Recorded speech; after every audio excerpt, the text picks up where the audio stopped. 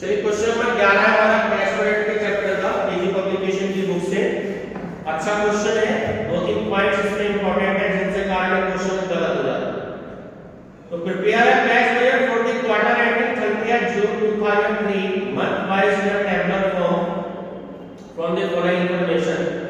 तो एक्चुअल दे रखी है, आपको बजट दे रखी है।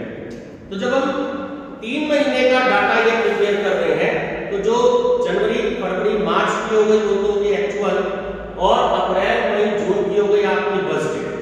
ये सेल्स आपको उसमें दे रखी है। तो फर्स्ट इंफॉर्मेशन है कि 10% sales and purchase are for cash, ठीक है ना। और ओपनिंग बैलेंस देख लेते हैं जो 6 नंबर पे दे रखा है, कैश बैलेंस दे रखा है आपको 13,000 का। तो बैलेंस शीट या ओपनिंग बैलेंस या कैश बैलेंस इन्होंने आपको दे रखा है। तो 13,000 में आप सबसे पहले अप्रैल के मंथ में इसको मेंशन कर देंगे, ठीक। उसके बाद रिसीट्स है, रिसीट्स, और 2-3 लाइन छोड़ के मेंशन कर दीजिएगा पेमेंट्स। चलो 10% बात कर रहे हैं आपसे कि 10% आपकी सेल्स क्या है, कैश है। तो वर्किंग नोट्स पे आते हैं हम, सबसे पहले लिखते हैं सेल्स। तो जनवरी, फरवरी, मार्च, अप्रैल, मई, जून। बोलो ये क्या क्या सेल दे रखी है सर? 80,000, 80,000, ठीक है, 75,000, ठीक है, 90,000, ठीक है, 85,000, ठीक है, 80,000। ठीक है, 80,000 लास्ट में 80 है ना। Yes sir. चलिए, तो कैश सेल्स बोली है उसमें हम शुरू से ही माइनस करते चलते हैं 10%। तो यहाँ आ गए 8,000, यहाँ भी आ गए 8,000, यहाँ आ गए 7,500, यहाँ आ गए 9,000, यहाँ भी आ गए 8,500, और यहाँ भी आपके आ गए 8,000। ये बात क्लियर हो गई? Yes sir. तो सबसे पहले कैश सेल्स आपसे कहा है तो आपने यहाँ पे मेंशन किया कैश सेल्स। हमें क्योंकि डाटा अभी 3 महीने का लेना है, तो अप्रैल का, मई का और जून का। तो 9,000, 8,500 और 8,000। जहां तक की बात बताओ, क्लियर है? Yes sir. चलिए कलेक्शन फ्रॉम डेटर्स की बात करते हैं। Collection from debtors. अब आगे की सिचुएशन देखते हैं कि क्या है। Credit purchase are paid after 1 month, ठीक है। क्रेडिट परचेज की बात कर रहा है, लेकिन the credit sales are collected after 2 months. 2 महीने बाद बात कर रहा है आपसे। चाहिए तो तरीका आपको ऐसे ही शो करना है जैसे मैंने आपको ये बता रखा है शुरू से ही। सबसे पहले इसे माइनस करते हैं। यहाँ कितने आ गए? 72,000, यहाँ आ गए 82,000, यहाँ आ गए 67,500। सर 82 नहीं, 72,000। हाँ सॉरी 72। इधर आ गए 81,000, ये ठीक है 67,500। इधर सर 76,500। 76,500, इधर 72,000। ये माइनस हो गया। Yes sir. अब देखो जनवरी की सेल आ गई 2 महीने बाद, कह रहा है तो जनवरी की सेल्स कहां आ गई? मार्च में आ गई, 2 महीने बाद कह रहा है। फरवरी की सेल्स कहां आ गई? अप्रैल में। तो फरवरी की सेल्स जो 72,000 थी वो आपकी आ गई अप्रैल में।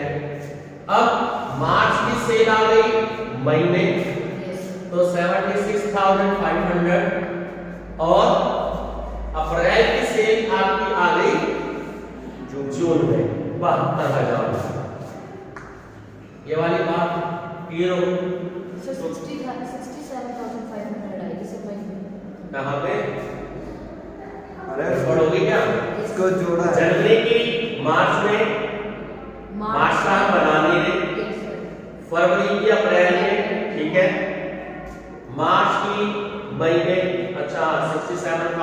Yes, sir. ठीक है, 67,500 मार्च की, मई में और अप्रैल की, जून में। तो यानी कि 81,000 जो है वो यहाँ पर आपके आ जाएंगे। ठीक, ये आपकी 2 महीने की बात आ गई। चलिए अब हम टोटल करते हैं इसका। ये जो टोटल हो गया आपका, इसमें क्या करेंगे? टोटल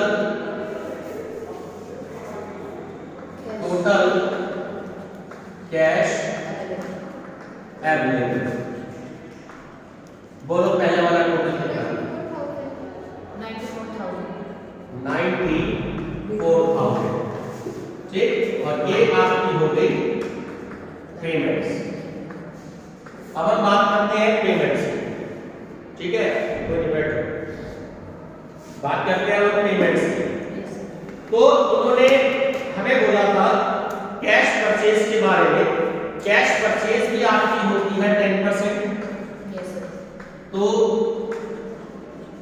ये तो जो आपका वर्किंग था ये हो गया आपका वर्किंग सेल्स का। ठीक है, चलिए अब हम बात करते हैं परचेजेस की। बोलो परचेजेस की वैल्यू क्या क्या थी? 45,000, जनवरी की 45,000, 40,000, 40,000, 42,000, 42,000, 50,000, 50,000, 45,000, 45,000, 35,000। ये बात क्लियर हो गई? तो इन्होंने बोला कि 10% जो है वो कैश होनी है। तो 10% करते चले। 4,500, इधर 4,000, 4,200, 5,000, 4,500 और 3,500। ठीक, चलिए माइनस करते हुए चलते हैं इन सबको। चलिए इधर मेरे ख्याल से शायद 40,500 आ गया, इधर 36,000 आ गया, इधर बोलो सर 37,800। 37,800 हो गया, यस सर। इधर 45,000 हो गया, इधर फिर 40,500 हो गया, यस सर। और इधर 31,500। 31,500। अब यहाँ पे क्योंकि हमें 3 महीने से मतलब है अप्रैल का, मई का और जून का, और ये थी आपकी जनवरी की, फरवरी की और मार्च की। तो कैश जो थी वो आप परचेज दे सकते हैं 43,000, 40,500 और 31,500। यहां तक की बात क्लियर है? क्रेडिट परचेज फर्स्ट इंफॉर्मेशन में कह रहे हैं आपसे कि पेड आफ्टर 1 मंथ। ठीक है, तो क्रेडिट परचेज को हम बोलते हैं अकाउंट पेबल।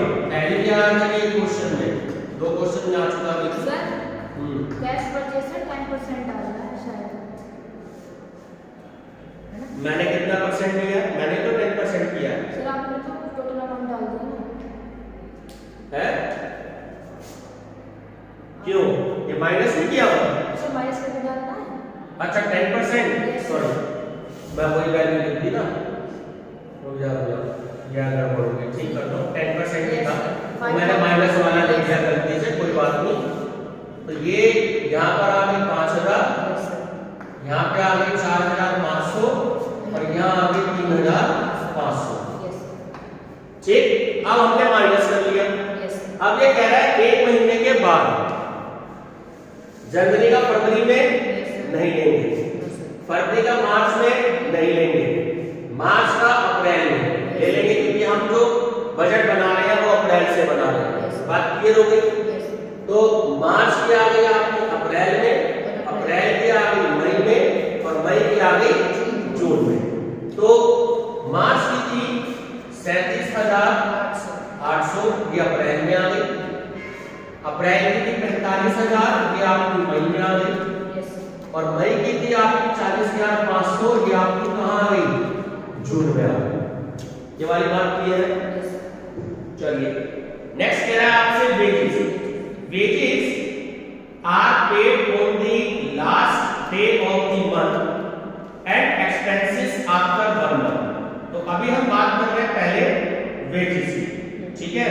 चलो तो वेजेस देखो कितना कितना दे रहा है, मतलब उस जब भी ये कहिए कि हम उस महीने के लास्ट में दे रहे हैं, यानी कि उसकी पेमेंट उसी मंथ में हो रही है, ये सिर्फ कंफ्यूज करने के लिए आपको दिया है। तो अप्रैल की अप्रैल में जाएगी 24,000, मई की मई में बोलो 20,000 और जून की 18,000। 18,000। यहाँ तक क्लियर हो गई? चलिए आगे क्या कह रहा है, एक्सपेंसेस के बारे में आपसे मेंशन किया है कितने टाइम बाद, आफ्टर 1 मंथ। तो कोई प्रॉब्लम नहीं है, एक्सपेंसेस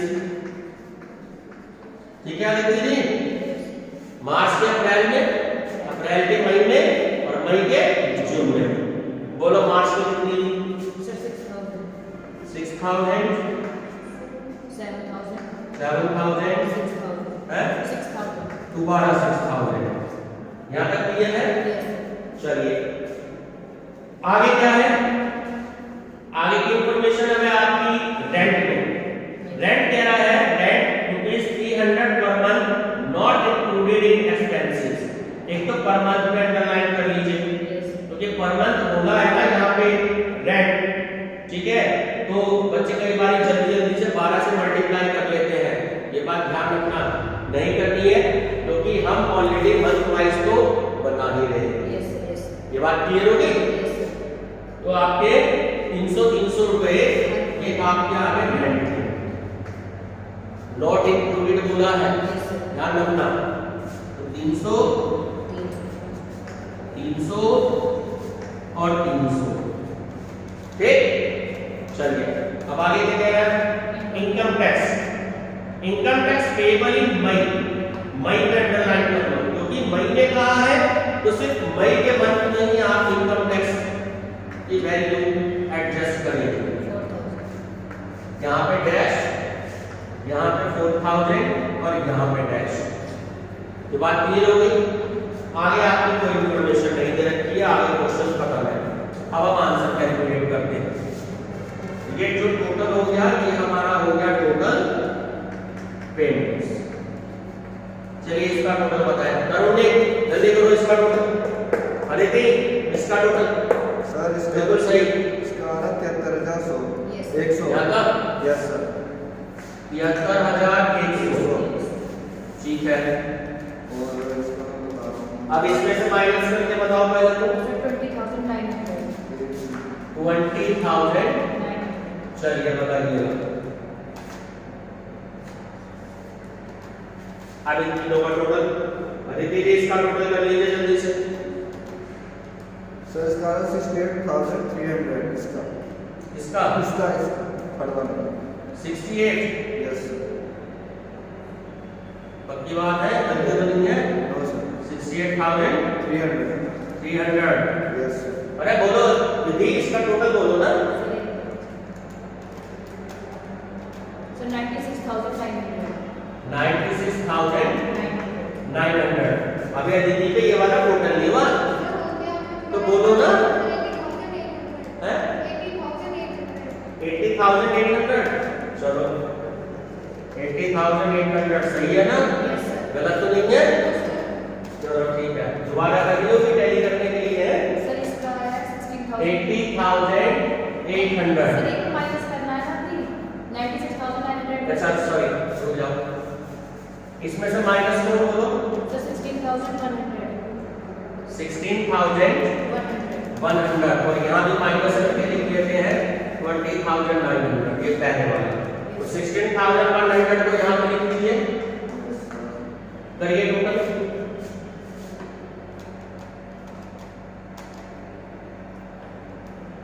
So 105,100. 105,100। अब इसमें से 68,300 माइनस कर दो। सर 36,800। 36,800। 36,800 yes sir. चेक करो आंसर। Yes sir. ठीक है, ये क्या आ गया आपका, क्लोजिंग बैलेंस आ गया या बैलेंस सीडी आ गया, कुछ भी लिख दीजिए, बैलेंस सीडी या क्लोजिंग बैलेंस। ठीक है, ये वाले जो आपके वर्किंग नोट्स है ये बहुत इंपॉर्टेंट है, ठीक। इनकम टैक्स बहुत इंपॉर्टेंट है, उसी महीने में कहा, और एक्सपेंसेस, ठीक है, तो नॉट इंक्लूडेड कहा है। इसी में से आपका एमसीक्यू जो है वो आगे बढ़ सकता है। बाकी